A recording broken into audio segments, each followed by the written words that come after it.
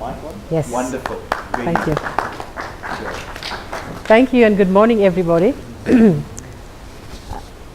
I think Glenn was right in saying that I use a map for life, and I also abuse it because I put everything in here. If you want to know anything about me, all you've got to do is just pick up this book and find out about me. So I'm an open book. I carry my life around with me. This is my evidence. So you can catch me off, doing something wrong as well, because I've got what I'm all about written in here. I've got my value statement, my values, my mission. So if you catch me off guard, just tap me on my shoulder and say, but that's out of sync. So I carry this with me everywhere I go. I know for youngsters it's a bit heavy. And I've got a little monitor in the class who I've asked that, Shane, if I become boring, he's just going to give me an indication that too heavy. So just by a little bit of background, in case you're wondering about my accent, I'm not from the West Indies. I don't carry a passport, I'm South African. My parents are of mixed descent, so my mom is African and my dad was Indian. He's late now. So that's where I get this accent from. I grew up in KwaZulu-Natal, but I've been in Johannesburg for the better part of my life. So thank you very much for allowing me to come to Pretoria. It's quite a distance. I had a scenic view coming to from Johannesburg, and we've got Jenny and her family also coming all the way from the south. So I'm glad to be here. So let me start by asking you about goal setting, and I'm sure you've heard so much about goal setting. Who's tired of hearing about goal setting? Who thinks you've heard everything you need to know about goal setting? And if someone mentions the word goal again, except if it's Ronaldo, then you're going to get very frustrated. So let me start with the quiz. Who's the highest goal scorer in the world? Okay, you need to shout it out because there's a prize. Who's the second highest goal scorer in the world? Messi. Okay. Pele. So, Alfredo, you get a CD today called The Power of Purpose. Wow. So it helps to be on the go. Okay, so let's get back to goal setting. So I apologize for those of you who are tired of goal setting. Please bear with me. If you've heard this before, just give me an indication that, wow, this is boring. So I'm going to share something with you because I'm also a food grower. I do consulting work, I do goal setting, but I also grow food. And I've learned a lot of habits just from being a gardener. That is why I chose the topic, it's in our nature. So if we think that we can't set goals, we are wrong. Because we've been setting goals since babies. Every step of our life has been a goal. And where we are right now is just waiting for us to recall that strength that we have.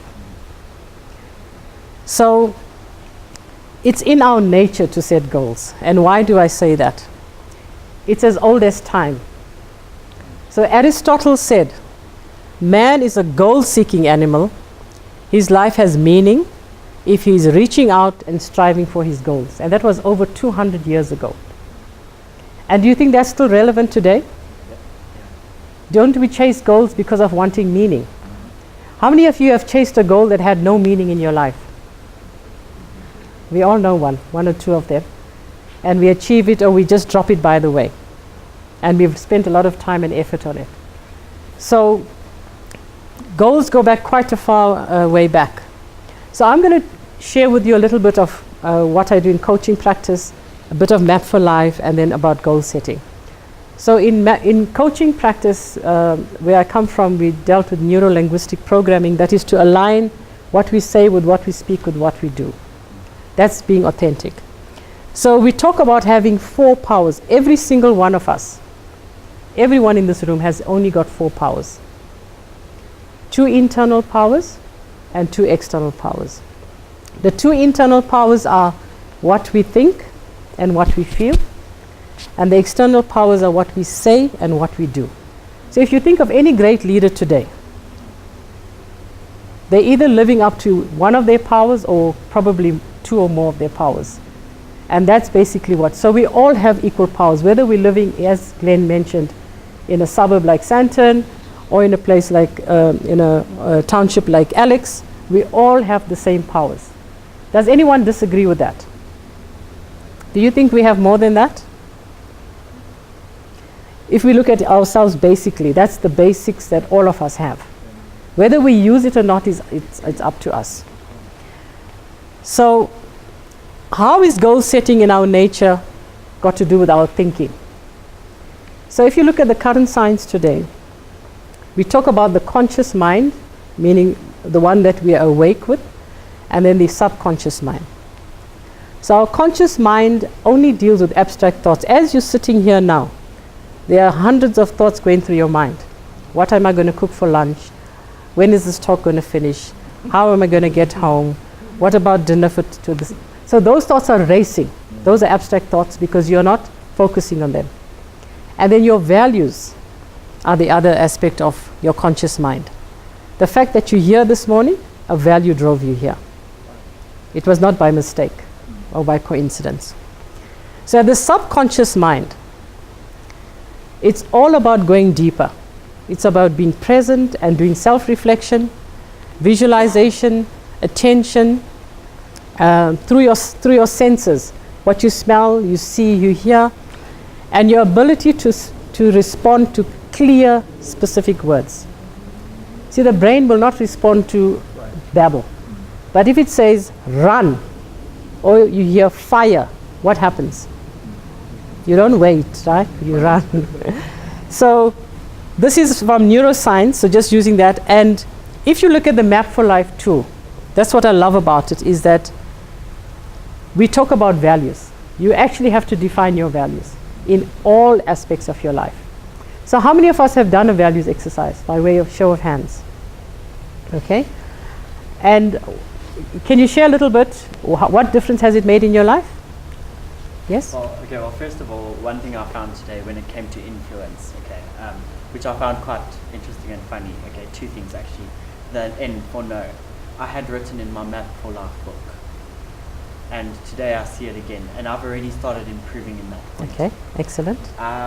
There's been a few attributes when it comes to spiritually as well. I feel more fulfilled due to sticking to my my routine because of those certain structures that I've installed in place. Okay, and that brings you back to the values that you set. So thank you for that. And in terms of Map for Life, we also talk about visualization, setting up your goals, etc. And we'll share that with you a bit later. So for those of you who have got your goals or got your values, you find that you wake up differently today compared to before. So the two guests that we have who said that they're tired of goals, what wakes you up in the morning? Because you have to. Knowing that I don't have to set a goal. Knowing that you don't have to set it. That's a good enough reason to wake up.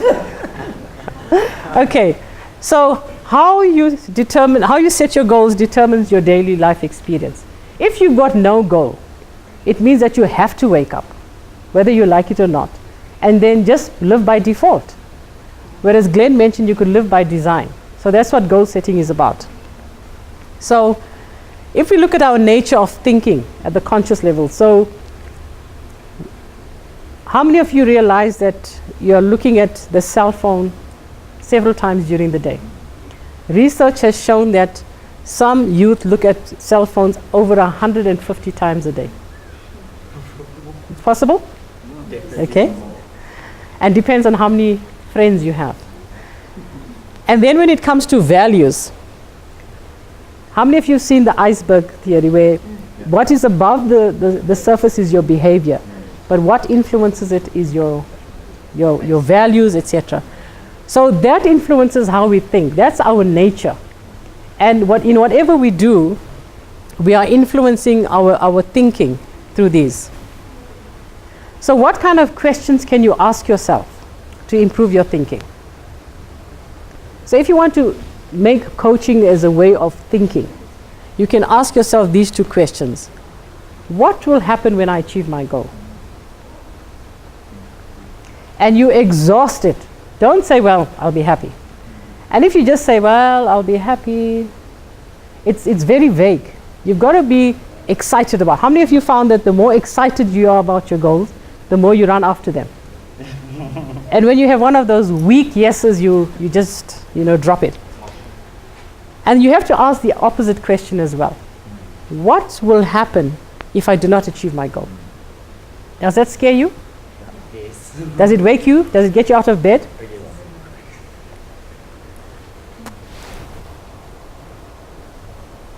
So let's look at the next level of our mind, which is the subconscious level. The important thing about goal setting is that you must not keep it just in your pocket or in your map diary, etc. You've got to download it. So how many of you have downloaded your goals into your DNA, like it's part of you? I can't say particularly yes, but I can say I'm getting there. Getting there. Youngsters at the back. Dio Cassius. Yeah, I think I'm also on my way. Okay. So you use your phones or you use some reminder that you're setting goals. So you need to have a smart date. And I'm not talking about someone that you're walking with. I'm talking about having a specific measurable date. If you say by the end of the year, when someone says I want to pass my matric by the end of the year, I ask them which year. Because it has to be 2017, or else it could be another 10 years from today. You need to visualize that when you have this goal, where are you? When you achieve this goal, where are you? What are you doing? What's changed for you? And you've also got to move your goal from thinking to feeling. So how many of you can feel your goals? Only Jude. Okay, great. Where do you feel it? It's like a fire. Okay, I'm seeing some pointing to some body parts. Okay. Fire. It's fire in the heart, in your abdomen. Where else do you feel it? Up here? Okay. And what happens when it just stays here? Does it move? You got to move it, right? Okay. Or else it just becomes imagination again. So let's look at our feeling, our nature of feeling. How do we make our goals part of our feeling? So there's a coach by the name of Jill McCabe and runs a company called Mind Code. And she says that there has to be structure to support your goal. Firstly, obviously the left brain, you've got to have it specific. The M. A. Attainable. Realistic. Time bound.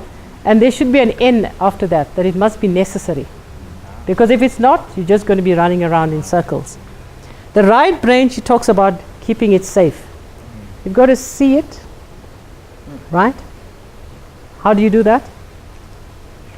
Visualization. You've got to accept it. It's your own goal and you've got to own it. You've got to feel it and you've got to express it.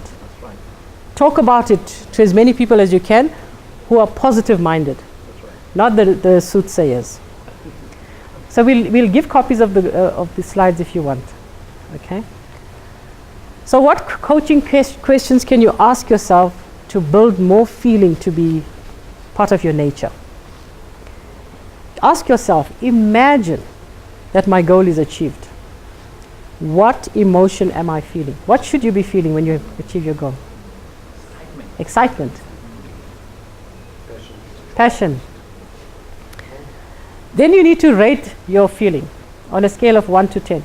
Sorry, I just want to check if I'm not exceeding the time, Joshua. You just need to rattle me. 2 minutes. 1 minute. Oh, wow. Okay, I'm done. On a scale of 1 to 10, give yourself a rating. And then if your rating is low, you've got to re-examine the goal and then improve it. And then you've got to also imagine the opposite. So it puts that fear in your belly to move forward. And then goal setting and the nature of saying. If you want to have a system that talks about goal setting and that talks to you about goal setting and tells your story, for me, the Map for Life system. And I've listed some of these areas that talks about you. And then the fourth power of doing as part of your nature. This is a quote from Maxwell. He says that the secret of success is determined by your daily agenda. Not weekly, not monthly, not yearly. Your daily agenda.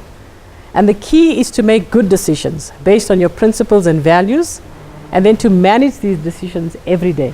And that's what the map tool does for you. And that comes from Maxwell. He's just endorsing what Map for Life does. So how do you improve your doing? Your SMART milestones. Break up big goals into small chunks and give yourself rewards. How do I know that I've achieved my goal? You've got to ask that question repeatedly until you're exhausted. You fall off to sleep asking yourself the question. You've got to list everything about it. How do I know I've achieved it? Then ask the opposite. How do I know I've not achieved my goal? And I think that will keep you awake.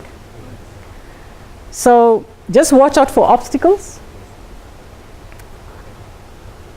Michael Phelps lost the swimming gala in 2008 because he had mist in his goggles. He learned from that. The next time he measured without imagining that he had mist in his goggles, and he was able to know when to turn exactly, even if he had mist in his goggles. So that's how he won the next Olympics. Create good habits. Move your goal closer. Keep your eye on the ball. If you keep your eye on the ball, your goal looks 30% closer and it feels 17% closer. And be specific, keep at it, share your goals with the mastermind, and connect to your values. And what finally matters at the end of the day is the direction of your behavior, your daily habits. What are your completed actions? Some of us may focus on our completed actions, what we've done. Others may focus on what's incomplete. So where do you fit in? What drives you? Is it your fear of not having completed, or you become relaxed because you've done so much that you don't have to bother?